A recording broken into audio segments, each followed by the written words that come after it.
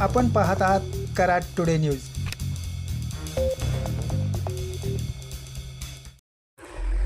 पुणे बेंगलोर राष्ट्रीय महामार्गावर आटकेटप्पा येथे आयशर टेम्पो व दुचाकीच्या झालेल्या अपघातात 2 युवतींचा मृत्यू झाल्याची घटना घडली आहे।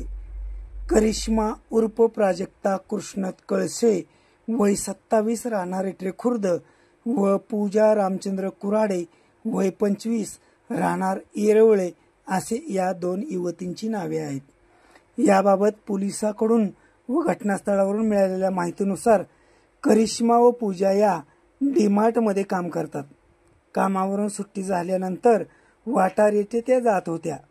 सायंकाळी 5:30 वाजण्याच्या सुमारास त्या आटकेटप्पा येथे आल्या असता पाठीमागून आलेल्या आयशर टेम्पो दुचाकीला घासला।